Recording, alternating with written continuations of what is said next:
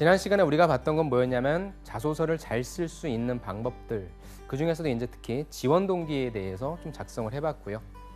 그 다음에 지원 동기를 어떻게 하면 잘 쓸 수 있는지, 아니 더 나아가서 자소서를 어떻게 하면 조금 더 잘 쓸 수 있는지에 대해서 인사 담당자들이 제공한 꿀팁을 좀 먼저 봤습니다. 심플하게 얘기해서 메시지 첫 번째는 무엇입니까?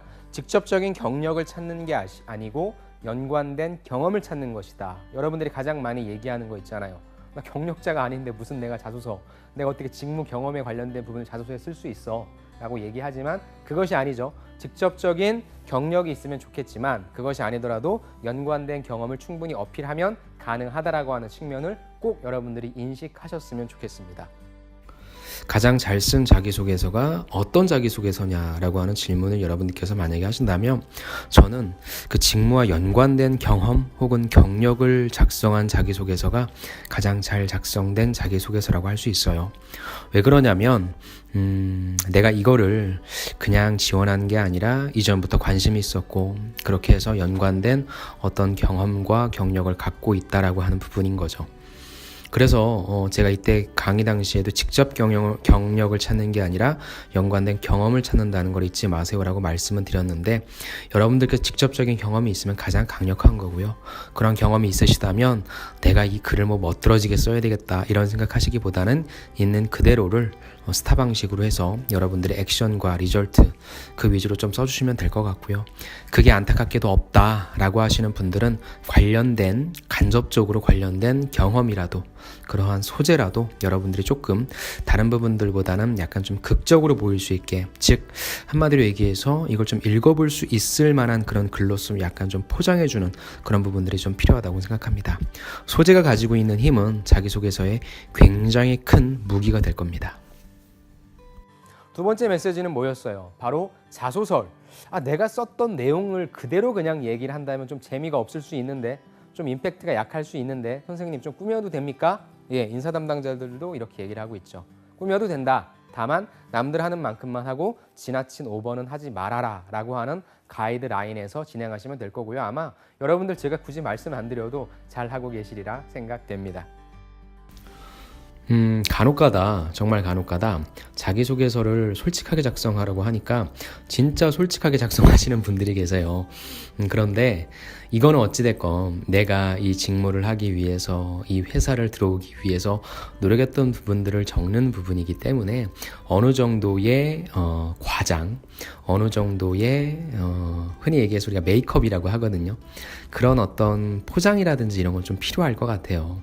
근데 이거는 물론 구직자 여러분들마다 약간의 성향에 따라서 다르겠지만 어찌됐건 내가 수많은 지원자들 중에서 좀 돋보이게 하기 위해 전혀 하지 않았던 부분을 내가 한 것처럼 얘기하는 그런 거짓말은 하지 말고요.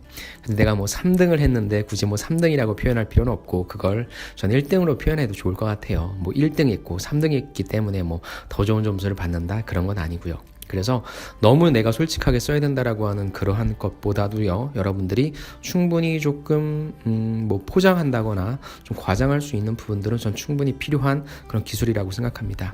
그래서 너무나 그런 강박관념 갖지 마시고요. 여러분들이 자기소개서 처음 쓰실 때는 일단 담백하게 쓰신 다음에 거기에 숫자라든지 아니면 어떤 성과라든지 이런 부분들에 대해서 덧입힌다는 부분도 꼭 여러분들이 생각해 주시면 좋을 것 같습니다. 자, 자소서 주요 항목 어떤 것들이 있었죠? 바로 3가지 항목이라고 제가 말씀을 드렸어요. 첫 번째는 지원 동기, 가장 중요하죠. 지원 동기와 입사 후 포부를 같이 묻는 것도 있다고 말씀드렸고요. 두 번째는 그러면은 당신이 왜 그걸 잘할 수 있는지 그 증거를 대봐라고 얘기하는 직무상 강점에 대해서 어필해라. 그리고 마지막 3번째는 여러분들이 조직 생활이기 때문에 내가 조직 생활을 잘할 수 있는지 여부인 팀워크에 대해서 물어보는 그런 경험에 관련된 질문, 이 3가지가 조금 더 줄을 이룰 것이고요. 여러분들이 예전부터 어려워했었던 쓰기 어려운 추상적인 항목에 대해서는 점점 그 비중이 줄어들 것이다. 이런 얘기도 했었습니다. 자기소개서는 여러분들을 보지 않고 평가하기 때문에 굉장히 많은 항목들을 평가하는 것 같지만 결국에는 2가지입니다.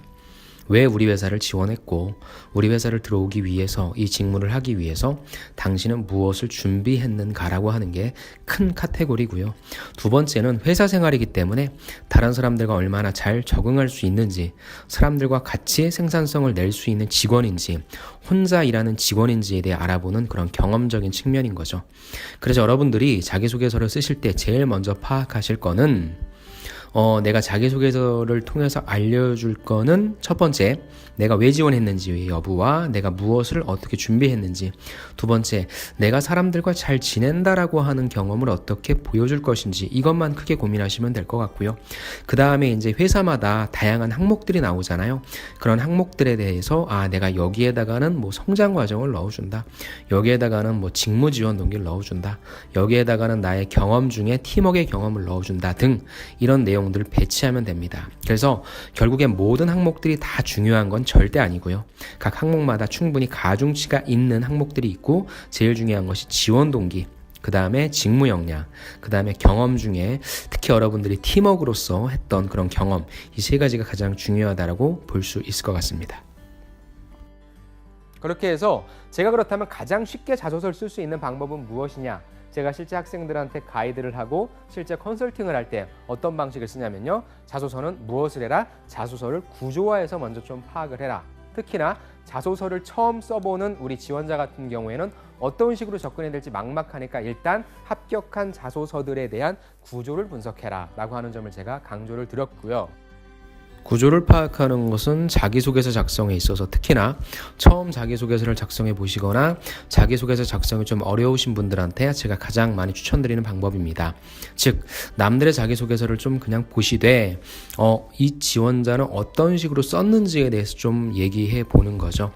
이 부분은 제가 여러분들한테 자기소개서 작성법에 대해서 말씀드릴 때 다양한 자기소개서를 분석해서 보여드릴 테니까 그러한 눈을 좀 기르시면 여러분들이 이 지원자는 두 가지식으로 작성했구나, 구체적인 예가 나왔구나, 그 다음에 구체적인 성과물이 나왔구나, 숫자도 집어넣었네, 이러한 식견을 기르실 수 있을 겁니다.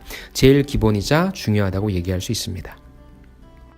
그다음에 여러분들이 실질적으로 그렇다면 선생님 합격 자소서를 어디서 구합니까? 라는 질문 당연히 들어올 수 있겠죠. 그럴 때는 바로 제가 많이 이용하는 채용 포털 사이트, 그중에서 저는 잡코리아를 좀 많이 이용하는데 잡코리아 신입공채 합격 자소서 가셔서 이렇게 클릭해서 보시면 저는 오늘 제가 강의하는 내용들은 다 여기 조회순으로 클릭하시면 여러분들이 많이 본, 취준생들이 많이 본 내용들이 나오고 있거든요. 이 내용들을 바탕으로 여러분들과 함께 구조를 좀 파악하는 데 초점을 기울이겠다라고 말씀을 드렸었습니다.